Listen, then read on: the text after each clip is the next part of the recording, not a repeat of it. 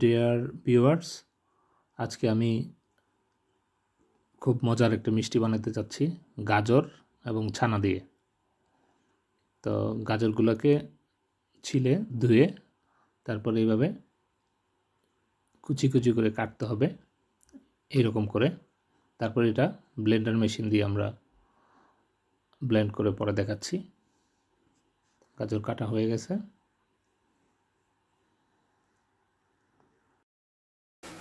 মিহি হলে ভালো আর কি, না হলে অসুবিধা নেই। এর মধ্যে আমি পানির পরিবর্তে একটু দুধ দিব।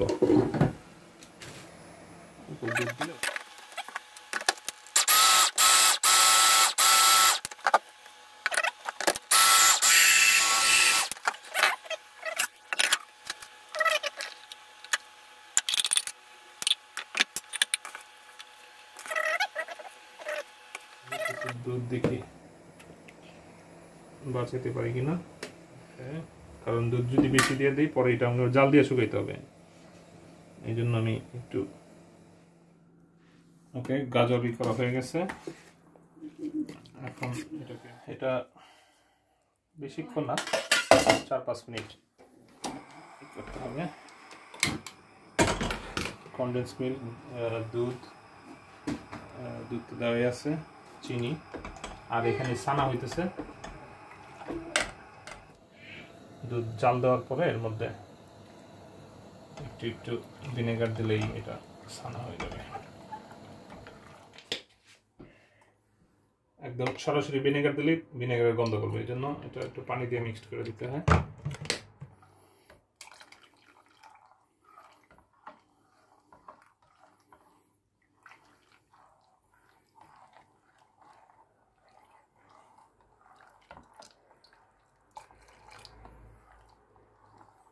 দেখেন দুধ ফাটতে শুরু হয়ে গেছে।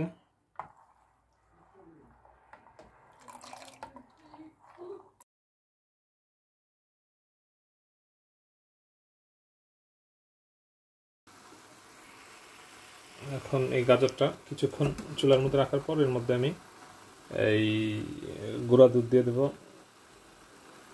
3 টেবিল স্পুন।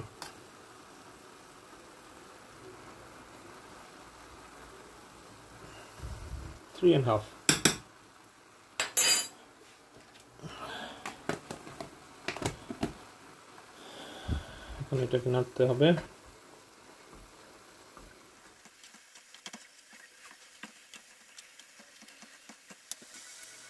তারপর এর মধ্যে আমি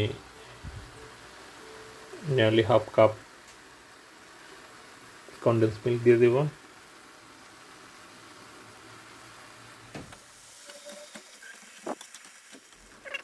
কনডেন্স মিল্ক দেওয়ার পর একটু পানি ছাড়বে।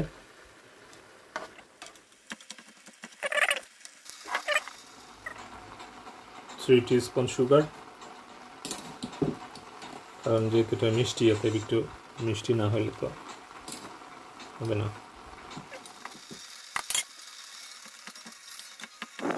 এখন এটাকে একদম শুকায় ফেলতে হবে। আমি এর মধ্যে একটু এলাচির গুঁড়া দিলাম। যখন এরকম শুকায় আসবে তখন এর মধ্যে আমি 1 টেবিল স্পুন ঘি দিয়ে দেব, দেশি ঘি।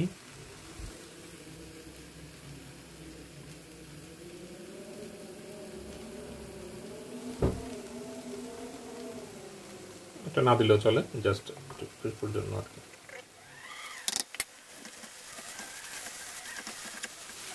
এটা প্রায় হয়ে গেছে। এখন এটাকে নামায়া যখন এরকম ড্রাই হয়ে যাবে, এরকম ঝরঝরা, তখন এটাকে নামায় ফেলবে। নামায়া এই ফয়েল পেপারে, এখানে একটা পেপার আছে, এর উপর রাখবো আমি। এইবার ছানাটাকে আমি 2 টেবিল স্পুন সুজি দিয়ে, সুজি নিয়ারলি 2 টেবিল স্পুন,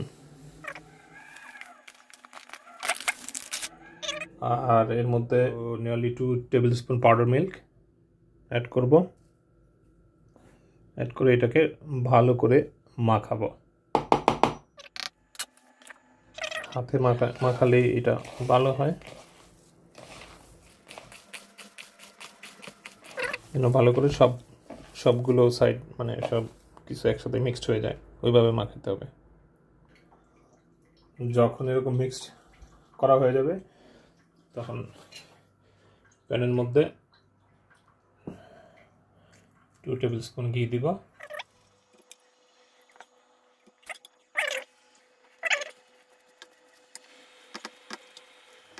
এখন মনে হচ্ছে অনেক ঘি, কিন্তু এটা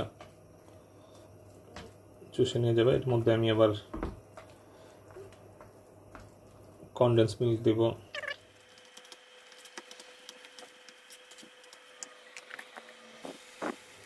এটা প্রায় হাফ কাপের মতো দিয়ে দিব।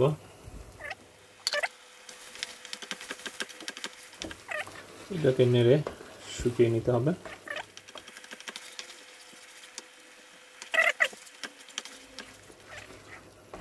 এইভাবে যতক্ষণ না শুকায় ততক্ষণ এটাকে নাড়তে হবে, নাড়া বন্ধ করলে কিন্তু পুড়ে যাবে তলায়।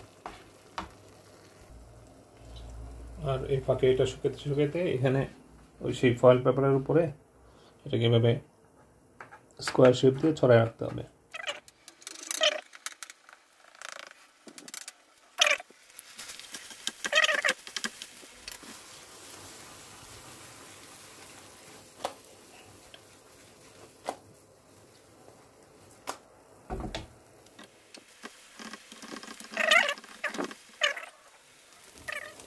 এই পর্যায়ে এসে যদি মনে হয় যে চিনি কম হয়েছে, তাহলে আরেকটু চিনি অ্যাড করে দেওয়া যায়।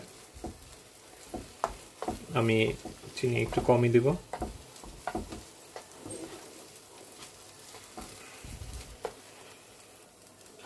যখন এই পর্যায়ে চলে আসবে, একদম কড়াই থেকে আলাদা সেপারেট হয়ে যেতেছে সব, তখন এটাকে অফ করে একটু ঠান্ডা করতে হবে।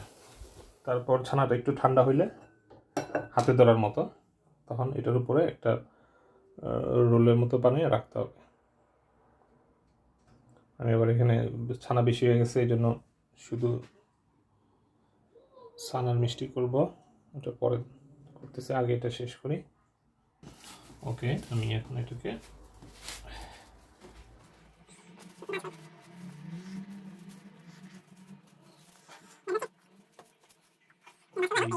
কাগজটাকে যেন ভিতরে না ঢুকতে পারে, ওই দিকে খেয়াল রাখতে হবে।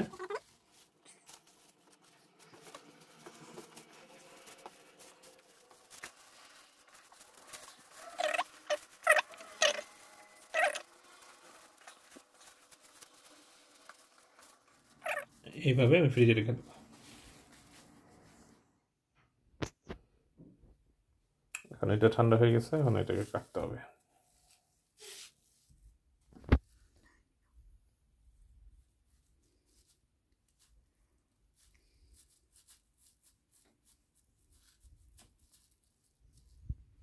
এটা সেপারেট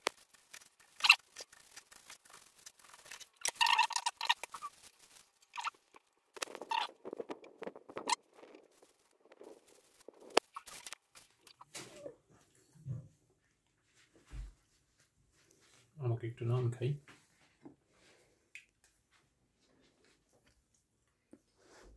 অনেক মজা। ছানা যেগুলো বেশি হয়েছিল ওইগুলা এর মধ্যে যে এরকম গোল শেপ দিয়ে আমি, এগুলো সুন্দর হয়েছে কারণ গরম গরম থাকতে করছিলাম। যখন ঠান্ডা হয়ে যায় এটা তখন এইরকম ছেড়ে দেয়, ফেটে যায়। যাই হোক, এটা এক ধরনের মিষ্টি, ছানা, পিওর ছানার মিষ্টি। আর এই যে মধ্যে হলুদ যে দেখা যাচ্ছে, এগুলো হচ্ছে বুটের বরফি বানিয়েছিলাম, ওইটা একটু একটু করে দিয়ে দিয়েছি।